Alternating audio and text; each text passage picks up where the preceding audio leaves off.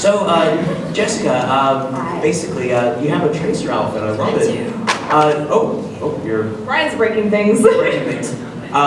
Do you, so how, like, do you play Overwatch a lot, or do you? Like, Yes, but my main is Lucio. Ooh. Yeah. Wow. You guys always tip your healers, please. Always tip your healers. Yeah. But the Tracer outfit, how long did that take? Or It's actually really it's really simple. I just want to do something comfy because I love to like hug people at booths, and when you're in like big armor, you just it's just awkward touching when you're in big armor, and so like I wanted to make like just a real casual, comfy costume to meet everyone. Yeah. So if anyone wants piggyback rides, I got you. Bingo. Now, what is like the, speaking of like big, like hulky, like armor kind of stuff, like what is like the most intricate like cosplay that you've like been in?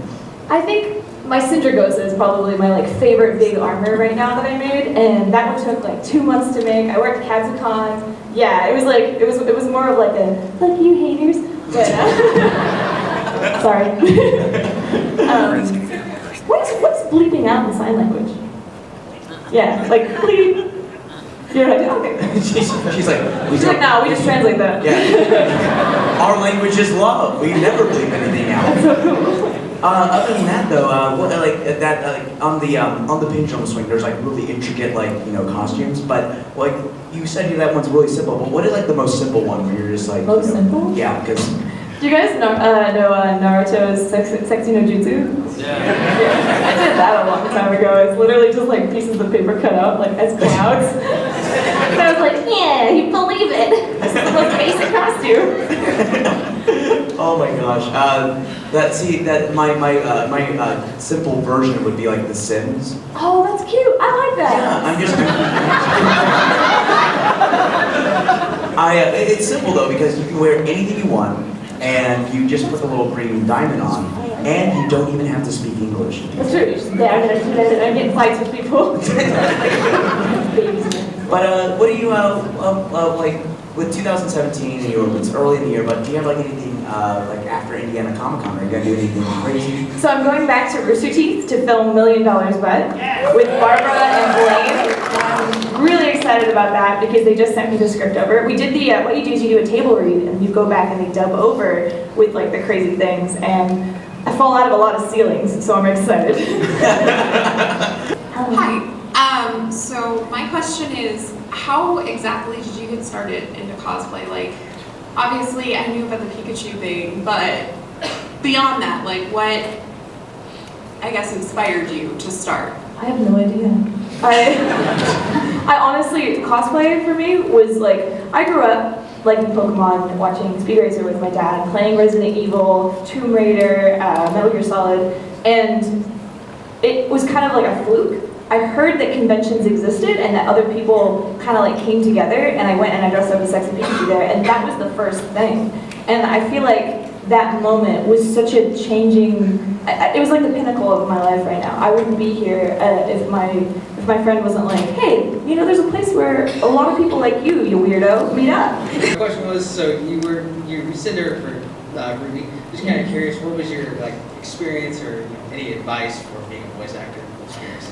Ooh, for being a voice actor, just practice. Practice. Just practice so much that if you sound funny or to yourself or whatever, don't worry, just record yourself, listen back to yourself, just keep constantly practicing and recording yourself and just trying to hone it, because it's almost like with modeling, you almost the weirder it feels, the cooler it looks. Like the way that you twist and stuff. So just keep practicing, listen to directors and stuff, ask other friends how you sound, stand up in front of people and do voices for them and stuff. Do that. Can I add on that real quick? Yes. Sure. Something I've heard from a lot of voice actors as well is that you can practice other characters' voices, but at the end of the day you have to develop your own range, because you can't walk into a booth and do a Bugs Bunny impression as their character that they have for you. So just work in your own range and your own characters. We're trying to get a king, a nice Victorian era king, and you should Every character. Behead him back. Nailed it, you're hired. You're hired. Thank you for your question. Please ask yours. Jessica, you mentioned how you would take male video game characters and create females. while there are certainly extraordinarily talented male cosplayers, it's been my experience anyway that the vast majority of very popular cosplayers are women. And like Dragon Age made a character for Felicia Day. And Yeah, that's right. do you feel like this movement in cosplay has given game creators the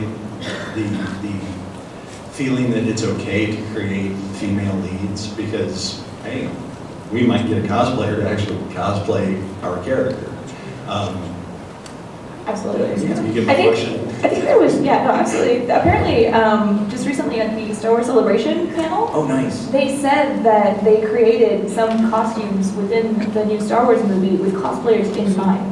Really? Yeah, with girl cosplayers like and stuff like that in mind. They were like, you know what, these people are gonna dress up like this. Let's make some cool outfits for them and stuff. I definitely think that.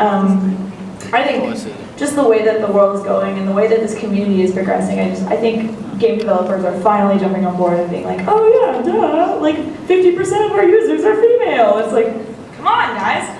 But Overwatch does that. yeah, Overwatch, absolutely. It does that. With their character design, they always have cosplayers in mind. They used to do the full 3D turnarounds, then people started making porn out of it, so they stopped. Oh yeah. But they did it We've all seen for it. cosplayers so they could have reference. Yeah. I do think so, yeah. I think the way that it's moving. I would love to see more male cosplayers, to be honest. I think, because cosplay is a very crafty thing, and like you get to dress up and be sexy, and like girls get to kind of portray something and show their fandom in a way that like, I don't know, I don't think it's really great for girls, but I also would love to see more male cosplayers.